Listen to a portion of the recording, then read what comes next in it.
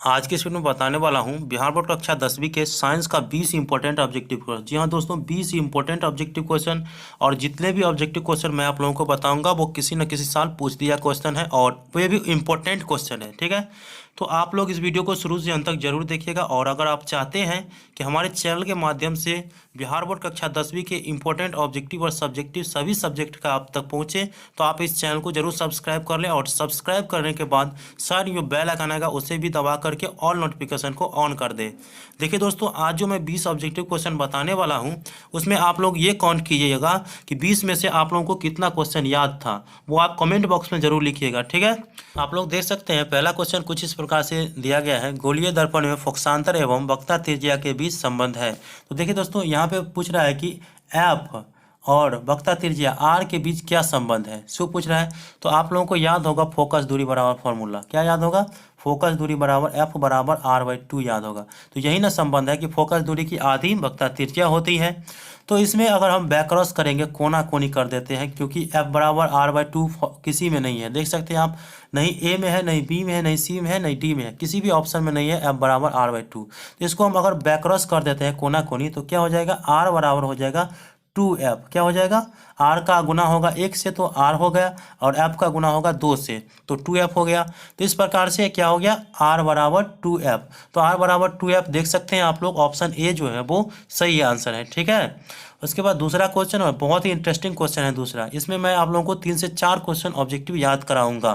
तो देखिए दोस्तों, पूछा जा रहा है कि निर्गत किरण एवं अभिलंब के बीच के कोण को कहते हैं। तो देखिए, मान लीजिए कि ये समतल दर्पण है। मैं एक एग्जाम्पल दे रहा हूँ आप लोगों को। ये समतल दर्पण है, ये प्रकाश के परावर्तन के नियम में आप लोग पढ़े होंगे। सूर्य की एक प्रकाश किरण समतल दर्पण पर पड़ती है, तो ये जो आती है तो इसको आपतित किरण कहते हैं। आप लोग पता है, सूर्य की प्रकाश की किरणें जो हमारे दर्पण पे पड़ती है उसे आपतित किरण कहते हैं। और आपतन दर्पण पे पड़ने के बाद क्या हो जाता है? वो परावर्तित हो जाती है, तो उसको हम परावर्तन किरण कहते हैं। तो परावर्तित किरण कहते हैं। तो आपतित किरण और परावर्तित किरण ये हो गया। ये आने के टर्म में ऐसे हुआ, आने के टर्म में, और ये जाने के टर्म में हो गया। और इसके बीच का जो कोण बनता है, ये अभिलंब जो बनता है, ये जो है अभिलंब कहलाता है। बीच की जो लाइन होता है उसे अभिलंब कहते हैं। और इस बीच देखिए, आपतन कोण और अभिलंब, ये अभिलंब है, तो अभिलंब के बीच के कोण जो बनता है उसको आपतन कोण कहते हैं। क्या कहते हैं? आपतन कोण कहते हैं। उसी प्रकार से ये परावर्तित किरण और अभिलंब के बीच जो कोण बनता है उसके क्या कहते हैं? परावर्तन कोण कहते हैं। ठीक है, आपतन कोण और परावर्तन कोण आप लोग समझ गए होंगे।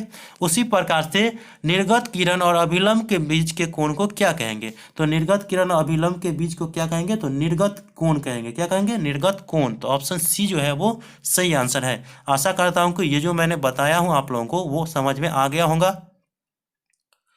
उसके बाद तीसरा नंबर क्वेश्चन देखिए, 1 मीटर फोकस दूरी वाले उत्तल लेंस की क्षमता होगा। तो सबसे पहले लेंस के क्षमता का आप लोगों को फॉर्मूला याद रहना चाहिए। तो लेंस की क्षमता P बराबर क्या होता है? 1/, फोकस दूरी होता है। क्या होता है?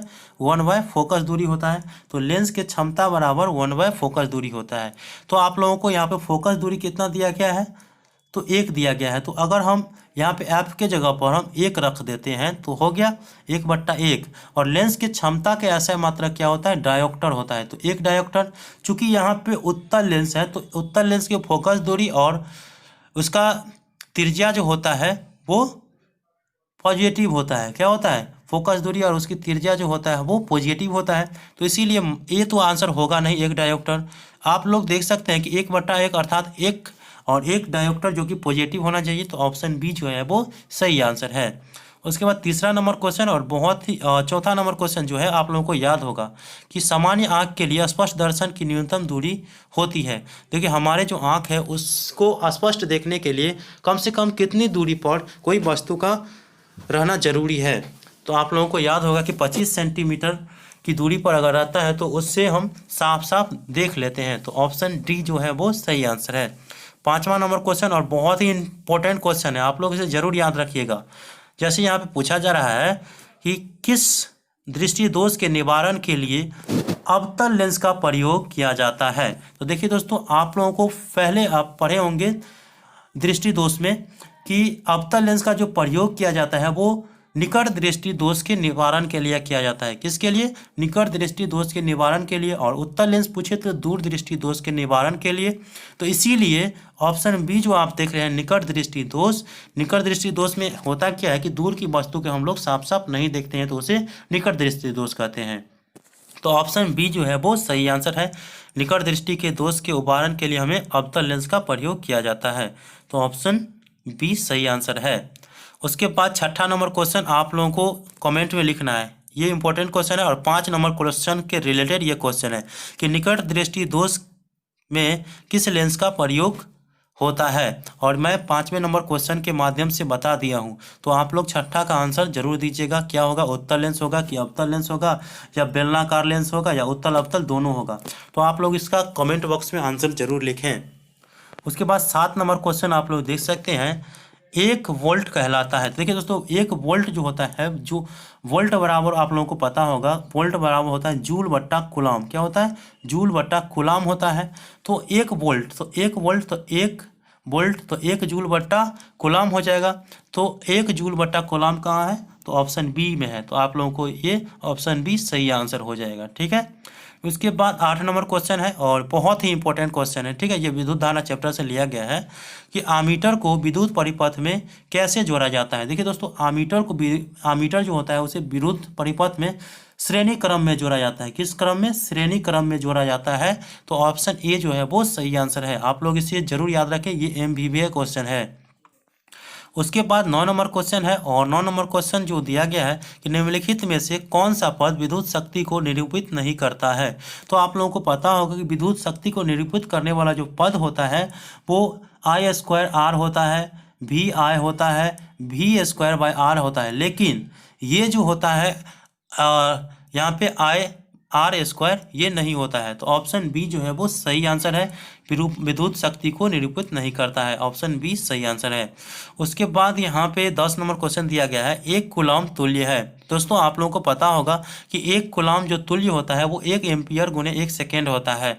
तो आप लोग कहाँ पे है? तो ऑप्शन बी जो देख रहे हैं आप, 1 एम्पियर गुने 1 सेकेंड, जो ऑप्शन बी इसका सही आंसर है।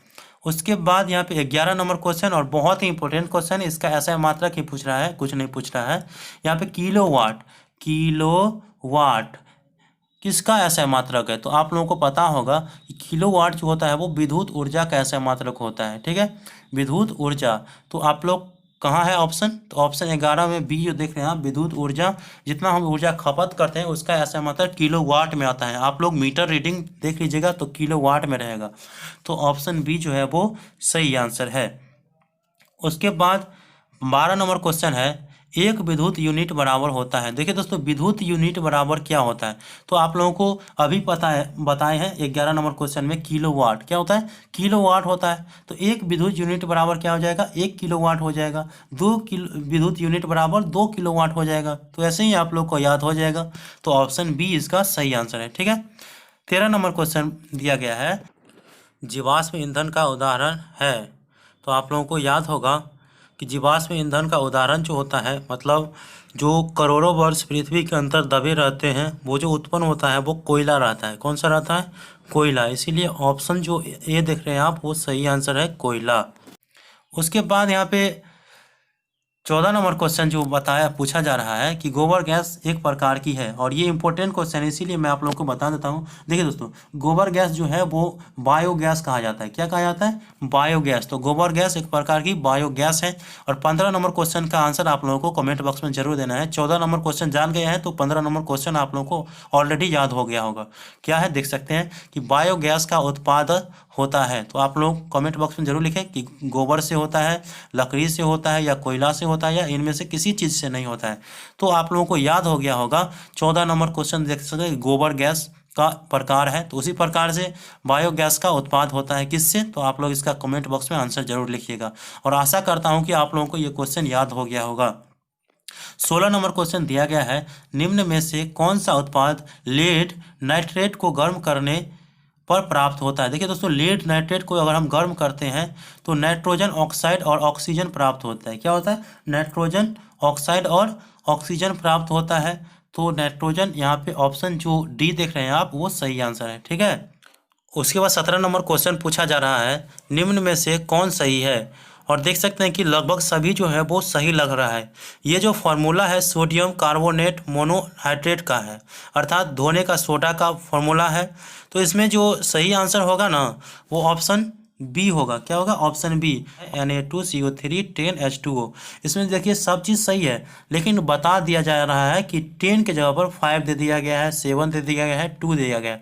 तो आप लोगों को याद रखना है कि Na2CO3 10H2O, ठीक है, सोडियम कार्बोनेट मोनोहाइड्रेट। तो ऑप्शन बी इसका सही आंसर है। उसके बाद 18 नंबर क्वेश्चन बताया जा रहा है कि लोहा से जिंक के लेपित करने की प्रक्रिया को कहते हैं। देखिए, लोहा से जिंक को लेपित मतलब लेपते हैं लोहा में जिंक को लेपित करने की प्रक्रिया को क्या कहते हैं। तो आप लोगों को याद रहना चाहिए कि लोहा से जिंक को लेपित करने की प्रक्रिया को हम गैल्वेनीकरण कहते हैं। क्या कहते हैं? गैल्वेनीकरण। तो ऑप्शन जो बी देख रहे हैं आप वो सही आंसर है, ठीक है। उसके बाद 19 नंबर क्वेश्चन पूछा जा रहा है, निम्नलिखित में से कौन गंधीय सूचक ऑल्फैक्टरी इंडिकेटर नहीं है। दिया गया है जैसे वैनिला, इसके बाद प्याज, उसके बाद यहाँ पे है शकरकंद, इसके बाद लौंग का तेल। तो देखिए दोस्तों, इसमें जो गंधीय सूचक जो है ना नहीं है वो पूछ रहा है। तो इसीलिए आप लोगों को याद रखना है कि शकरकंद जो है वो गंधीय सूचक नहीं है। तो ऑप्शन सी जो है वो सही आंसर है, ठीक है।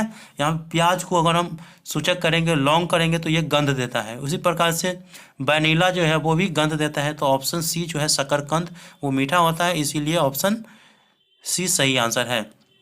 20 नंबर क्वेश्चन देख सकते हैं आप लोग कि निम्नलिखित में से द्विक्षारकीय अम्ल है। देखिए दोस्तों, द्विक्षारकीय अम्ल पूछा जा रहा है। तो यहाँ पे है HCl हाइड्रोक्लोरिक अम्ल, उसके बाद यहाँ पे है H3PO4, उसके बाद यहाँ पे है HNO3, उसके बाद यहाँ पे है H2SO4।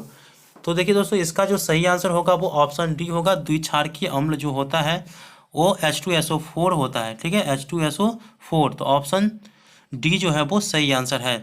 और आप लोगों को मैं एक क्वेश्चन दे रहा हूँ, आप अगर याद होगा तो इसका आंसर आप कमेंट बॉक्स में जरूर लिखिएगा, ठीक है।